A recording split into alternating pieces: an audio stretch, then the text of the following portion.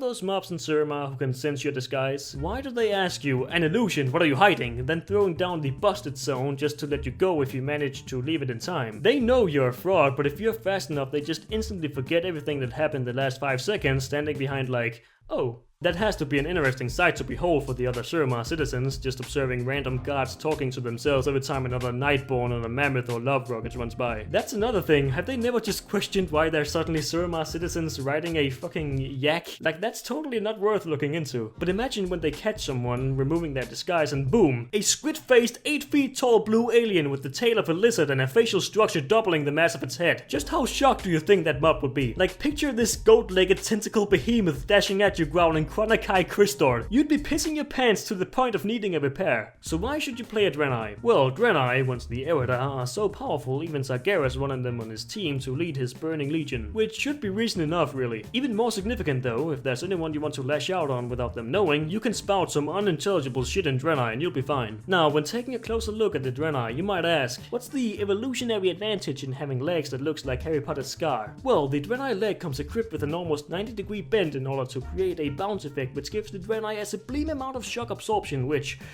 well, actually, this zigzag leg design is more nerve-wracking than anything, cause have you ever thought about what happens if one of the creatures falls way too far and the bones in the lower part of the legs endure so much force that they break and just propel upwards through the skin? Talking about gruesome shit, you'll love having instant access to the Elec, a malformed elephant which, well, I know nothing about them, so let's see what WoW-Wiki has to say about the Elec. The majestic Elec, great. Hold on for a second. What exactly do you, dear WoW-Wiki writer, find majestic about this bunkering plump excuse for a mount? I mean, look at it. There's even a pink one! An obvious reference to the pink elephants manifested in the mind of Dumbo due to heavy alcohol consumption, which would be the only reason somebody would choose to ride an Elec. Besides those monsters, the only downside to the Draenei is their mandatory friendship with the Naru, the giant floating light-emitting symbols and their constant non-stop humming. You know, the Draenei are gifted by the Naru, so it's likely that in the highest frequency possible, they hear a continual buzzing just playing a rhythmic melodic adaptation of fuck you. Another reason to play Draenei is that their capital city is a spaceship. That's pretty cool. Let's just check the Draenei customization for a second. There it is, great. And then we'll check out the starting zone for a bit. Okay, do they have full control over their tentacles? Like, can they itch their neck or maybe clean their ears with the like tip of the tentacle? Right? It's not enough to only be goats, space goats. They also have to be space crocodiles. You know, it goes from crocodile scales to just a worm-like thing with another decorative thing here. Not sure what that is, but it's just constantly there. Maybe they're born with their own tail rings. They like get them by their weird aunt in prison for their birth or something. Let's just make a male here. Not a paladin though. We need something that screams Draenei, not shaman. Screams Draenei, Death Knight. That's where it's at. Let's make a paladin. Yeah, let's go with the white Draenei because it's like the theme of my Stickman too, like white and shit, right? So here we have the Draenei Face. Right now, when looking at it, he looks like he's crying or something, but his eyebrows are like going down like some Nike symbol. Let's remove this facial hair for a second so we can look at the face clearly. These eyebrows look like they were tattooed on or something, you know.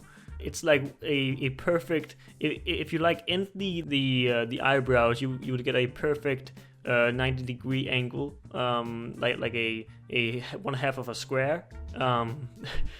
They are yeah, I think we're gonna go with this, just because of the ridiculously of the eyebrows here.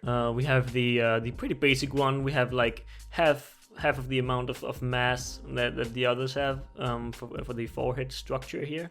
And we have the hair, some normal hair. This was the first hair that I had on my Draenei back in the day in BC when I made that. This one is great because you have a weapon on the back of your head and in your hair. So if everything else fails and you lose your weapon or you didn't repair it or something, you can just shake your head uncontrollably like Horn did with his weapon back in High Mountain, right?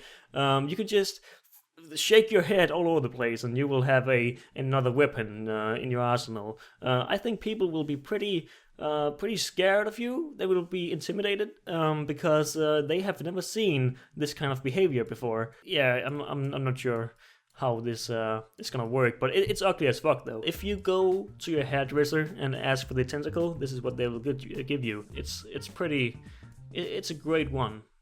What? I was just looking at I was looking at the facial structures of the Draenei and Blizzard. Fuck you. Back in action, we do not have the exact face we need to have here. We need to have the Nike.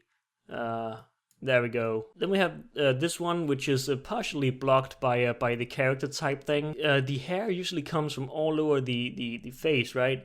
But apparently all this hair, all this thick hair here, comes from this little spot on the head, which is pretty interesting because, yeah, that's a lot of hair in one spot of the head, because it can't... all this hair is not gathered from all over the cranium, right? Because there's no hair over here going into this, so it's all from this spot. Now it could be that he just like made this with other Draenei hair because he's bald himself, so he like glued this to the back of his head to make it seem like he has hair, but you know, it didn't go well, and plus he missed some of the hair. He has some issues with his self-worth or something, or his own image, since he felt the need to glue this to the back of his head. This big ass man bun. I don't know why you would, really. I'm not sure why, but I guess those eyebrows tell the whole story of his pain, and no, for that we need we need this one. Now we can see his pain. He's like crying because, you know, he's bald. He just doesn't want to show it. Every other Draenei knows that he's bald, and he's trying to hide it, and he knows that. But he keeps on going through it. He has his almost 90-degree eyebrows as well here, trying to hide the pain, trying to intimidate anyone who says who asks about this this glued on hair. There goes some great Draenei lore into this, I would say. But let's get back to the normal eyebrows here. Here we have the bald one, the completely bald one.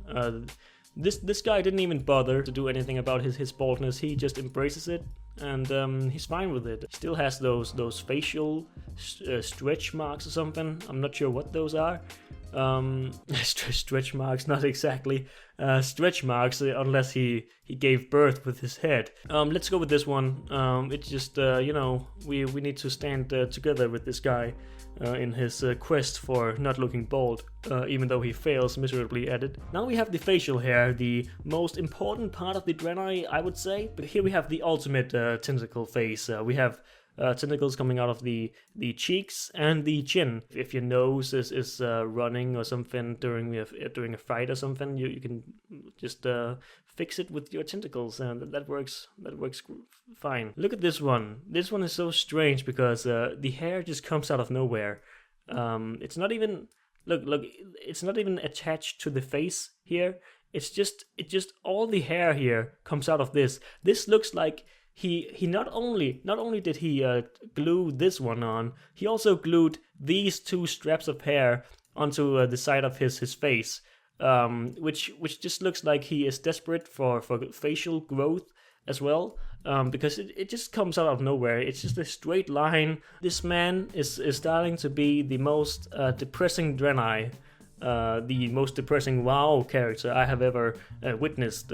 Just looking at the desperation here for normal hair growth. You know, this is supposed to resemble something from China, but it just looks weird. Just having one tentacle just dangling from his chin. I'm not sure why a Draenei would go with this. You know, it gotta be pretty weird to be a Draenei and growing up as a Draenei, because you could get the most awkward tentacle growth in Draenei history, right? And I would say the chin is a pretty good one. But what if the tentacle just decides to grow on his forehead, just between his eyes, just a tentacle just growing out? I think we're gonna go with this one just to finish the this depressed Draenei. You know, I'm gonna go with the tears here, because with those at the side of his face, you can imagine that he's pretty angry while also being sad. He's just emotionally hurt. We have the character. Let's see if Space Goat. Okay, that is unavailable. Of course it is. Let's see. Extra terrestrial. Alien goat. Alien goat. That works, I guess. You survived. Never mind my injuries, brother. It's a miracle that any of us are alive. Well, if it's a miracle that we are alive, how did the Alec survive anything? If it's a miracle that you survived, it didn't look like you'd pull through. I'm pretty good, I would say. Something happened and the Exodar crashed. Many have died, but I'm relieved that you are alive, Alien Goat. Thank you. With you leading our efforts, I'm sure we'll get to safety soon. Yeah, I would not trust a guy named Alien Goat having hair glued to his face. Who had the time to put this up? You know, who had the time to put this crystal here up? Because, you know, people are almost dead here, right? We have this guy severely injured. So did he just think, oh shit, I gotta put up this light in broad daylight, right? Injured Draenei. This guy's just... I don't know if I can make it. Please help me.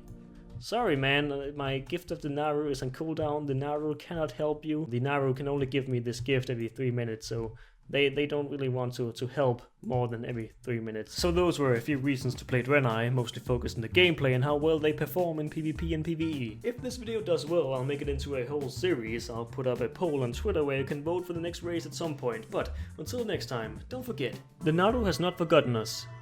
Once every 3 minutes.